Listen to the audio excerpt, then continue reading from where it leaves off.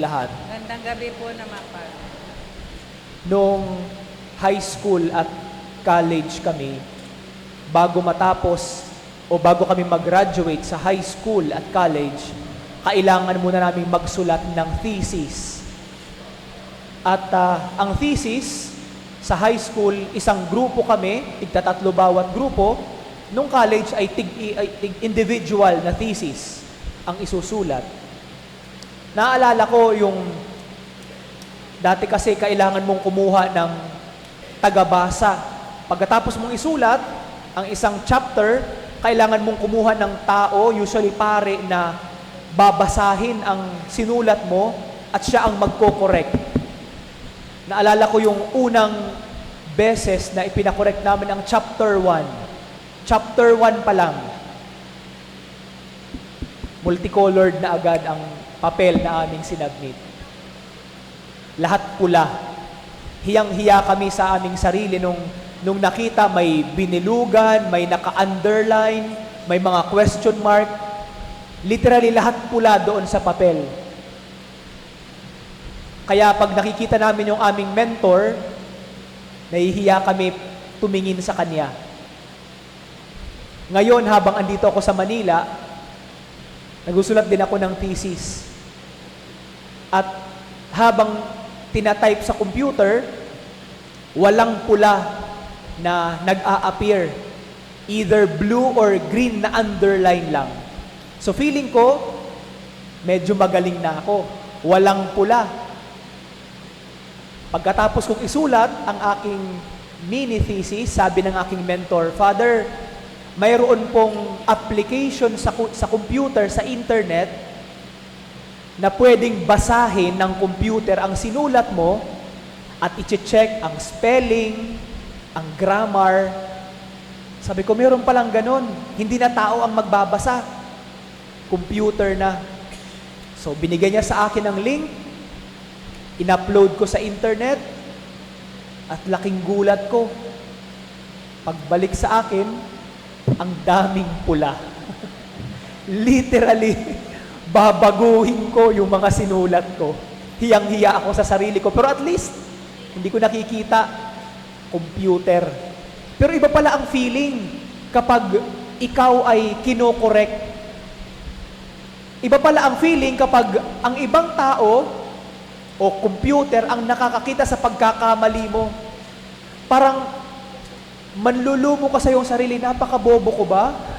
Yun po ang unang feeling namin nung high school kami, nung ang daming bilog na pula, ang daming underline na pula. Sabi ko sa aming grupo, ganun ba tayo kabobo? Nasasaktan tayo kapag tayo ang kinokorek, di ba? Sa Ebanghelyong binasa, ang sinasabi ni Jesus, kung papaano natin iko-correct o itatama ang pagkakamali ng ating kapwa. Sabi ni Jesus sa Ebanghelyo, kapag may nakita kang mali sa iyong kapwa, kausapin mo siya ng sarilinan. Ibig sabihin, kayong dalawa lang ang mag-uusap. At sasabihin mo sa kanya kung ano ang mali sa kanya. Kapag pinakinggan kanya, ibig sabihin na ipanunumbalik mo ang magandang samahan ninyo at ugnayan ng iyong kapatid. Kapag hindi ka niya pinakinggan, sabi ni Jesus, tumawag ka ng 2 o 3 tao na pakikinggan kung ano ang sinasabi mo sa kanya at magiging saksi sa mga sinasabi mo sa kanya. Kapag hindi pa rin siya naniwala at nakinig sa 2 o 3 saksi, tawagin mo ang buong simbahan. At ang purpose, hindi upang ipahiya siya. Ang purpose upang siya, kasama ang simbahan, makikita kung ano ang dapat itama sa kanya. At kapag hindi pa rin siya nakinig sa simbahan, ituring mo siya bilang isang publikano o isang hentil. Siguro, nung narinig natin ang Ebanghelyo ngayon, isipin natin, sino ba sa buhay ko ngayon ang pwede kong itama ang kanilang pagkakamali? Meron ka bang naiisip ngayon? Sino ba kaya? Sino kaya? Pagkatapos natin sa misang ito, paglabas natin sa simbahan, sino kaya ang pwede kong itama ang pagkakamali sa mga taong nakapaligid sa akin. May naiisip ka ba? Huwag mo nang ituloy. Dahil ang Ebanghelyo, hindi tungkol sa iba, tungkol sa atin. Bago natin itama ang pagkakamali ng iba, tingnan muna natin ang ating sarili. Isipin muna natin kung tayo at ang ating pagkakamali ang itinatama ng iba. Ano ang ating nararamdaman? Siguro ang isang tanong na makakatulong sa atin upang pagnilayan ito, naiisip ba natin na sa lahat ng oras at 100% sa isang buong araw, lagi tayong tama? Ganun ba ang ating tingin sa ating sarili? Kapag ako ba ay nagtama ng pagkakamali ng iba, iniisip ko ba na tama ako at mali sila? Kasi kung ganun ang ating tingin sa ating sarili, malamang nga ang lagi nating titingnan ang pagkakamali ng iba at hindi natin titingnan ang ating sariling pagkakamali. Kaya ang Ebanghelyo ngayon, bago tingnan natin ang ibang mga tao, naghihikayat muna sa atin na tumingin sa ating sarili. Ano ang ating pakiramdam kapag tayo ang itinatama ng ibang mga tao? Nasasaktan ka ba? Nagkikimkim ka ba ng galit sa iyong puso? Iniisip mo ba na gantihan din ang tao na nagtama ng pagkakamali mo? Napapamura ka ba sa kanila? Sumasama ba ang iyong loob sa kanila?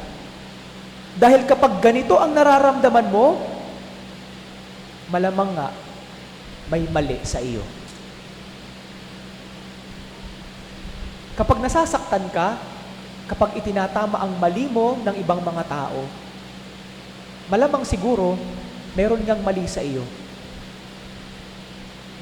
At hindi natin kayang tanggapin ang koreksyon ng ibang tao. Kapag hindi natin kayang tanggapin ang ating sariling pagkakamali at ang pagtatama ng ibang mga tao, malamang nga siguro ang tingin natin, lagi tayong tama. Kaya magandang paalala sa atin ng Ebanghelyo ngayon, ngayong araw, na tingnan ang ating sarili. Bakit ako nasasaktan tuwing may nakikita ang ibang tao na mali sa akin at pinagsasabihan nila ako? At siguro, pwede nating itanong sa ating sarili, alin ba ang mas gugustuhin ko? Ang itama nila ang aking pagkakamali at pagsabihan nila ako? O hayaan lang nila ako at pag-usapan na lang ng iba kung ano yung pagkakamali ko? Dahil mas iisipin ko pang hindi ako masasaktan sa mga bagay na hindi ko alam. What I don't know won't hurt me. Kung hindi ko naman alam na pinag-uusapan nila ako, hindi ako masasaktan. Kung hindi ko naman alam ang nakita nilang pagkakamali sa akin, hindi ako masasaktan. Mas pipiliin ba natin ng ganon? Ang Ebanghelyo ngayon ay magandang paalala sa atin. Ano sa buhay natin ang madalas ayaw nating na itinatama tayo? Ano yung mga usual na ating mga pagkakamali na ayaw nating itinatama tayo? Tungkol sa pananampalataya, ayaw ba natin na tayo ay pakikialaman sa ating pananampalataya? Tungkol sa paraan ng ating pagdadasal, ayaw ba natin na tayo ay pakikialaman sa paraan ng ating pagdadasal? Tungkol sa ating mga gawain, sa ating trabaho, sa ating bahay, mas gusto ba nating hayaan lang tayo na gawin kung ano ang gusto natin? O mas gusto nating makikita din natin ang ating mali, hindi sa pamamagitan ng ating sarili, kundi sa pamamagitan ng obserbasyon at pagtatama ng ibang mga tao.